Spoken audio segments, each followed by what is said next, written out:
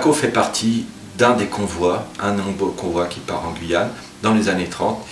Il est jeune et il va devoir se faire respecter au sein du bagne, dans un monde violent, dans un monde où le climat est quand même assez difficile. C'est le climat guyanais, c'est l'omniprésence de la végétation, des gardiens, des murs, des cellules, et il faut qu'il survive dans un endroit où il n'était pas voué à aller. Normalement, il aurait dû continuer sa vie en France, se marier, avoir des enfants et faire son métier d'instituteur, mais il a tué quelqu'un et il est envoyé en Guyane, donc c'est une autre vie qui l'attend et ça va se dérouler sur plusieurs années, quoi.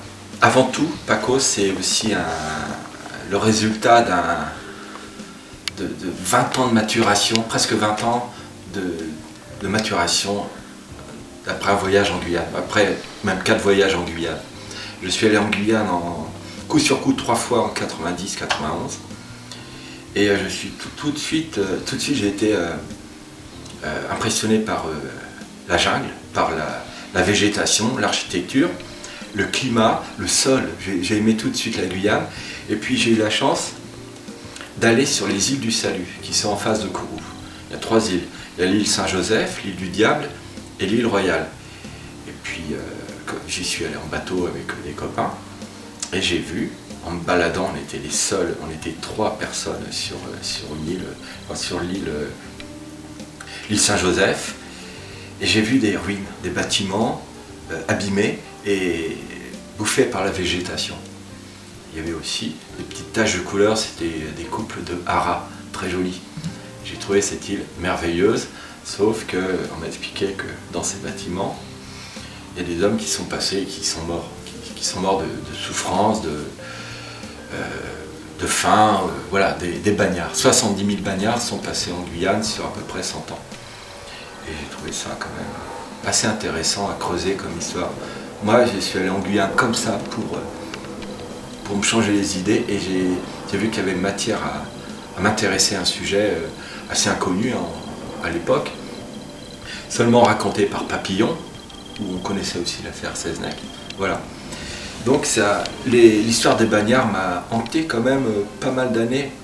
J'y ai pensé beaucoup et j'avais envie de raconter des histoires, une histoire de bagnards sous forme de bande dessinée. Sauf que moi j'avais trop d'informations, trop de choses. Et j'ai demandé un jour à Fabien Wellman, que je connaissais un tout petit peu, je lui ai demandé si ça pouvait l'intéresser de travailler sur le sujet. On s'est vu aux 30 ans de Mathieu Bonhomme, c'était un bon lien pour discuter, parce qu'on s'est bien entendu avec Fabien. On a fait une partie de badminton. C'est possible que j'ai gagné la partie en plus, mais je suis pas sûr. Et ça a brisé la glace très vite. Et Fabien avait vu Arbreville, il avait bien aimé. Il m'a dit oh, j'aime bien, c'est sympa. Donc déjà c'est pas mal comme approche. J'ai vu Fabien à Nantes aux Utopiales. Je lui ai déposé un bon paquet de docs, de bouquins, de romans et de livres illustrés, quoi, avec une bonne iconographie sur le bagne. Et je lui ai dit voilà, est-ce que ça t'intéresse de me pondre une histoire de bagnard, parce que moi tout seul je m'en sortirai pas, j'ai trop d'informations, je ne sais pas par où commencer. Eric m'avait parlé de sa passion pour la Guyane, sa passion pour l'époque du bagne et toute l'histoire qui y était reliée. Et on avait un petit peu discuté de ce que pourrait être un projet en commun, sachant que moi j'étais et je reste très très fan du travail d'Eric, que j'estime être vraiment un dessinateur génial.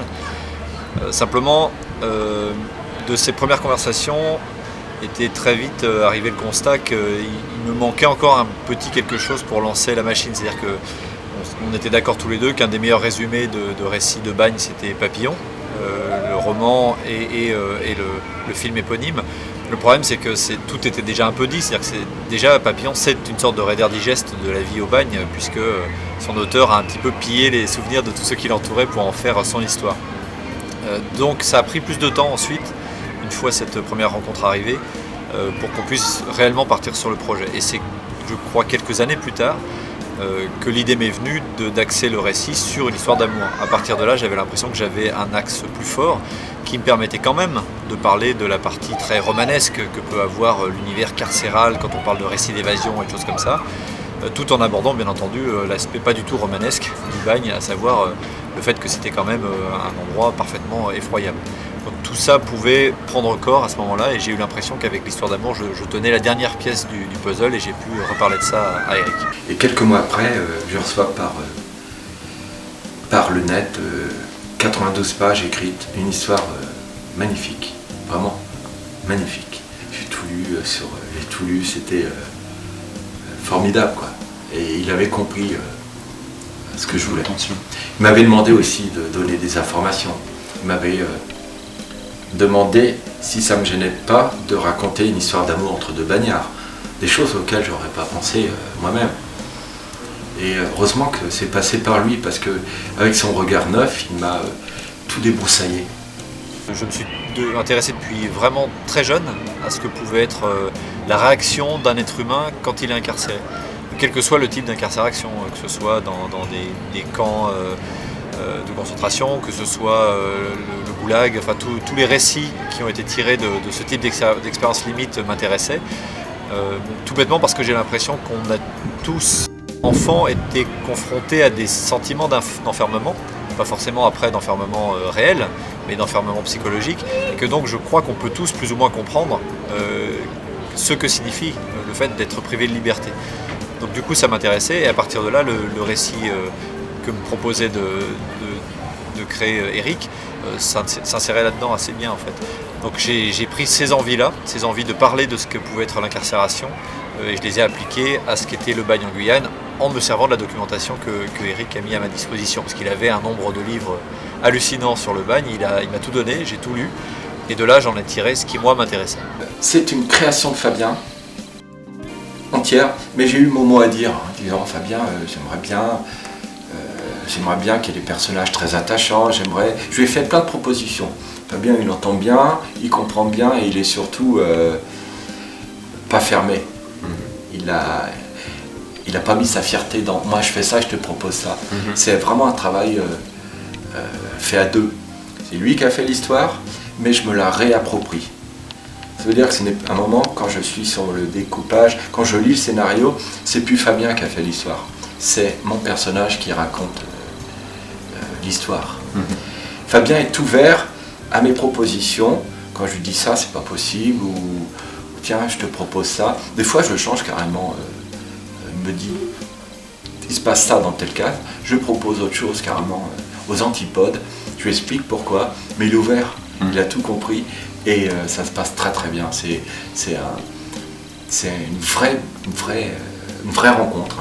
Déjà on avait une confiance mutuelle, c'est-à-dire que je trouve encore son travail somptueux, il aime ma façon d'écrire, donc déjà on partait sur des bonnes bases, c'est qu'on savait qu'on avait envie de bosser ensemble. À partir de là, la discussion elle a plus porté sur cet apport que j'évoquais, de parler d'une relation amoureuse entre deux hommes, parce que c'était quand même pas anodin.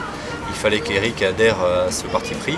Alors il a été surpris, je pense pouvoir dire qu'il a été surpris, que ce n'était pas tout à fait ce à quoi il s'attendait. Et en même temps, il a été très vite convaincu, parce qu'il s'est rendu compte qu'à partir de là, en fait, ces toutes premières questions et toutes premières craintes ont disparu assez rapidement, et elles étaient légitimes, c'était de dire, est-ce qu'on peut légitimement parler d'une histoire d'amour homosexuel quand on est hétérosexuel? J'ai tourné les choses différemment. J'ai dit effectivement, si on parlait de quelque chose de strictement homosexuel, il y aurait peut-être un problème de prise de parole, à savoir parler à la place de quelqu'un, c'est toujours un petit peu gênant. Mais ici, ce qui m'intéressait, c'est que quand on parle de l'univers carcéral, il est question d'homosexualité, mais elle n'est pas toujours, voire assez peu, consentie. Donc on parle d'une homosexualité contrainte, ou parce qu'il y a viol, ou parce que c'est des hommes entre eux et qu'au bout d'un moment ils en peuvent plus et qu'il y en a qui ont envie de baiser avec d'autres mecs. Une des choses qui moi m'a intéressé en rapport avec l'univers carcéral et en particulier au bagne, c'était une statistique que j'ai découverte en lisant un des livres d'Eric qui disait que 70% des bagnards avaient vécu une expérience homosexuelle. Donc moi ça m'intéressait, c'était d'ailleurs un des axes que je trouve intéressant dans cette approche et qui justifiait de pouvoir reparler du bagne même presque un siècle après. C'est justement ce pourcentage-là qui est assez interpellant. comment c'était possible qu'autant de personnes puissent avoir une relation qu'on qualifierait d'homosexuelle. Je précise que c'est bien nous qui parlerions d'homosexualité, parce que pour une bonne partie de ces bagnards, ça n'était pas perçu comme de l'homosexualité, en particulier de la part de ceux qu'on appelle actifs.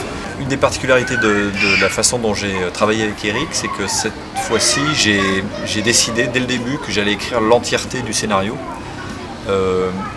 avant même de le proposer à un éditeur. C'est-à-dire qu'en fait, ce qui est assez rare, d'habitude je propose le projet, sur foi de quelques pages d'un synopsis, on va voir qui en veut.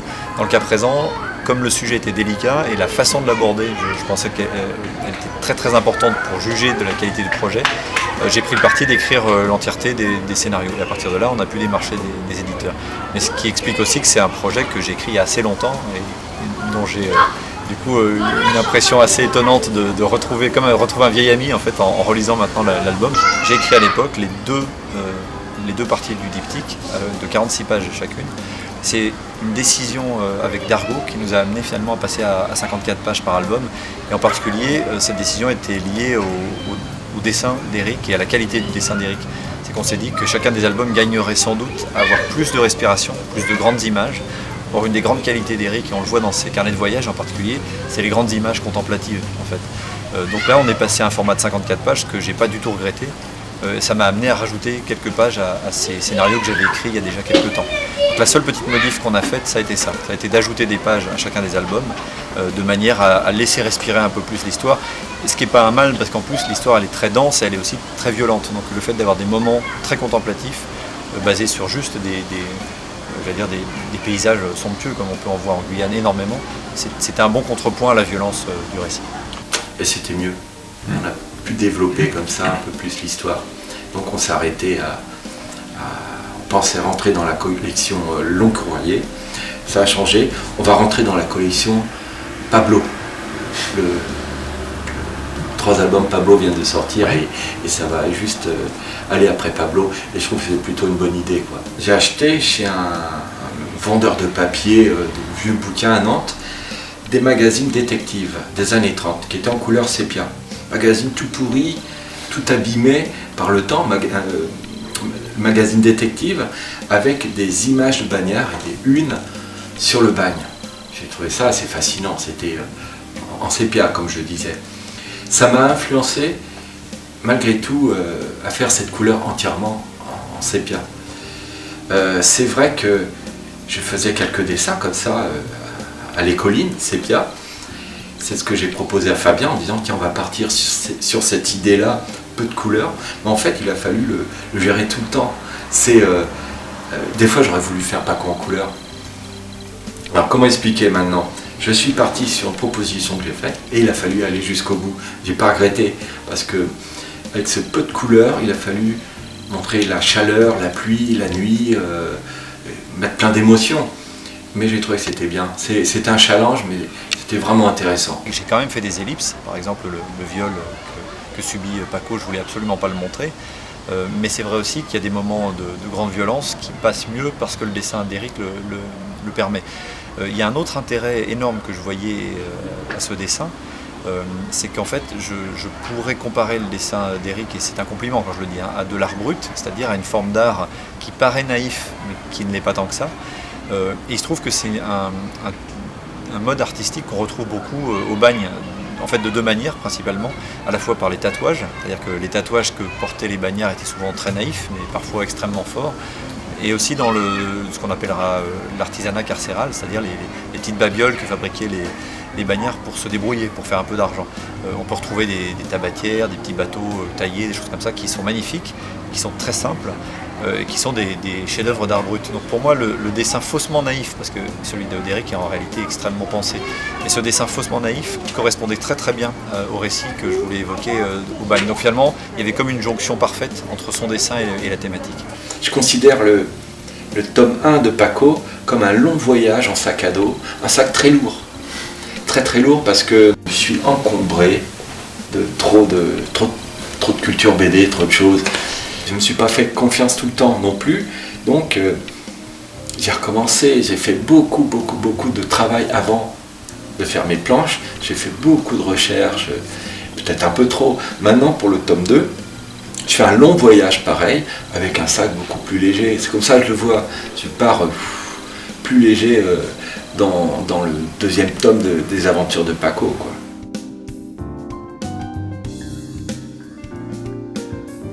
Il y a beaucoup de sites consacrés à ce sujet. C'est plus ou moins bien, il y a de bons sites. Je conseille aussi de voir et de lire le film Papillon. Le film et le livre. Le livre est passionnant, le film est passionnant. Il y a quelques différences entre les deux. De lire les ouvrages de Marion Godefroy et de Franck Sénateur, qui sont deux spécialistes français du bagne. Également de s'intéresser aussi à l'affaire Seznec, puisqu'elle commence en Bretagne, elle continue en Guyane.